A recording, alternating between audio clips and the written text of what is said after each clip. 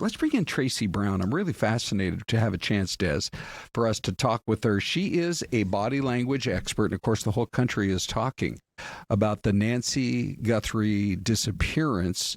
And let's just start off with your original thoughts. Now, you've seen the video that came out yesterday. You've seen the family releasing videos. Kind of give us your big picture take on your takeaways so far.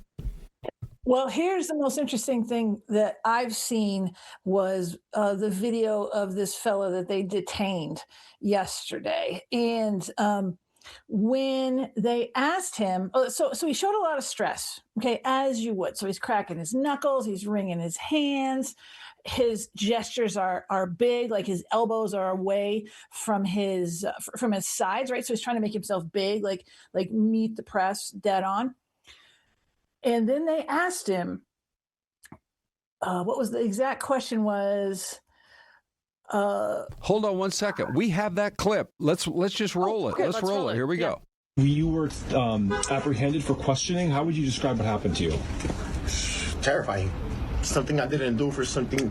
I was being like, I felt like I was being kidnapped, bro, because they didn't tell me anything at the beginning. Or were you the one who was pulled over in the traffic stop? I was the one that was pulled over into traffic stop. Where was that? Right here on by Chubasco. Okay, and you were taken into custody at that point? Yeah. And you were I was being detained. Detained, okay. I was detained the whole time. What were they asking you about?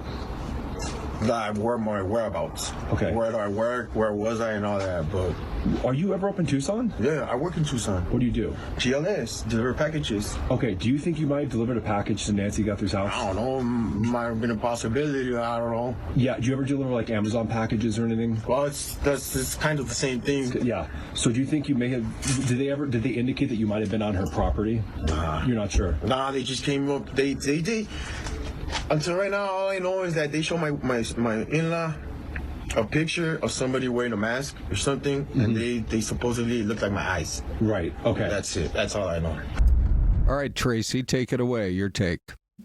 Right. So it was the next little line he was about to say, and they asked him, "How did they connect you to this?" And he goes, "I don't know, man," but he smiled really big. He goes, "You have to ask them."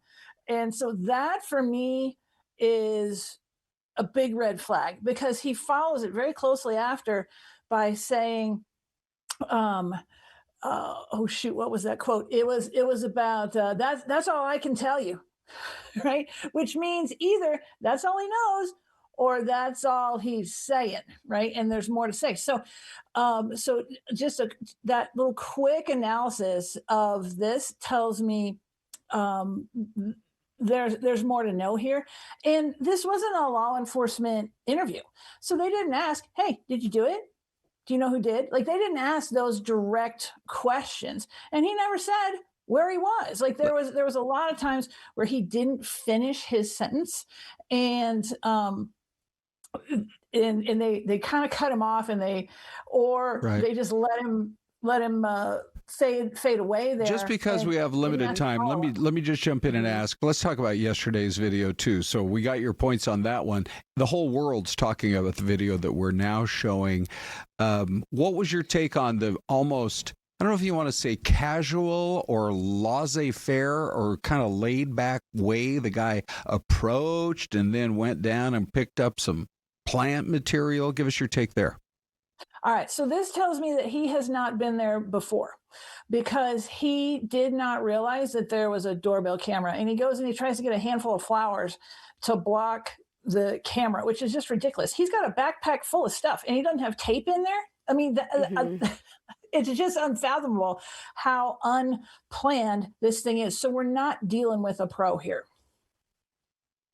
And that was the interesting part, right? Because he looks like he came prepared. I mean, he's got the mask, he's got the gloves, the backpack, he's got the gun in the holster as well. So in the video, we're going between the video and some of the images, the body language that you're picking up on that video, that tells you what about him, Traci? What specifically is he doing that triggers you to think something?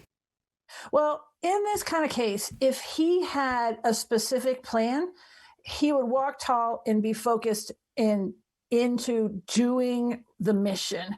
And instead, he's wandering around trying to figure it out. So that is another tell that just backs up the amateur hour that we're seeing here. What about the flashlight in the mouth? To me, I think if I had one of those little flashlights, and who knows, I could go through my toolbox in the garage. Maybe I do have one.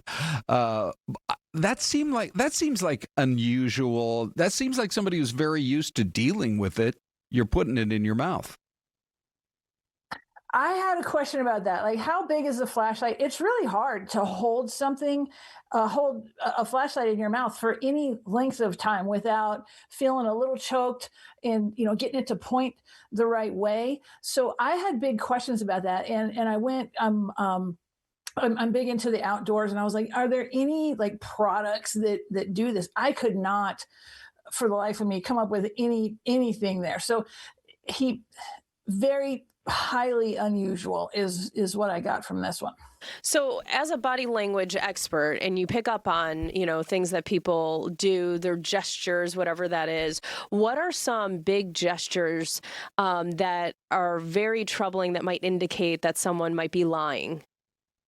Oh, just in general, you look for discrepancies between the body language and the words. Okay, so you got to believe the body first, take the words with a grain of salt. So generally, this means yes, like nodding your head means yes, right? And shaking your head like this means no. So if someone said, and I'm not saying he did, but let's just say in general, if someone said, I would never do that, then you have a tell, right? And or if they said, you could ask me anything, then you have another tell right there. Like their body is telling you, because it takes a great deal of energy for our brain to run, and then for it to lie takes even more energy. And so these are the things, like our body's like, we can't do it, we'll give you the words, we won't give you the body language to go with it. And so those are just some of the things that we look for. Overall though, you got to understand there's not just one tell for deception for everyone. You want to compare people to themselves, and if you just get good at one thing, you'll be able to see when someone may be trying to pull the wool over your eyes. And that is just looking for change, because our brain operates differently when deception is at hand and it's doing too much. It gets into what's called cognitive overload, and the body language goes wrong. Yeah, interesting. Anything from the various videos that the family has released? We did see Savannah that last time. Boy, was that heartfelt. Where she's like, we're in our hour of desperation, or how exactly she put it. And then there were the earlier videos where she was appearing with her brother and sister, and that was maybe when the tension was at the highest point. By the way, we've got about a minute and a half left, but any thoughts on the various videos? Well, I think the big Savannah's, they're all very stressed. I think that what's curious to most people is the brother. And I think he's the one closest to melting down. I think he's the strong, silent type. And watch him. He grabs his elbows. And when people grab their elbows, they are under threat. And I just don't think he has the, emotions aren't his jam. And so he's come across as, stoic, and people are making all these assumptions about him. They're not true. It's just his personality type. What do you pick up from Savannah?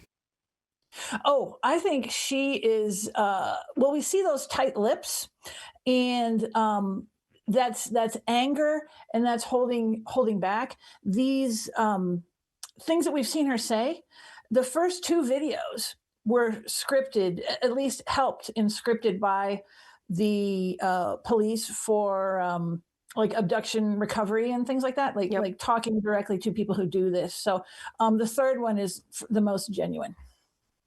Okay. Well, lots of really interesting info there, Traci. We know you've spent a long time here reading people's body language, and that's why we wanted to have you on today. We really appreciate your time. Hey, thanks for having me. Yeah, thank you, Traci.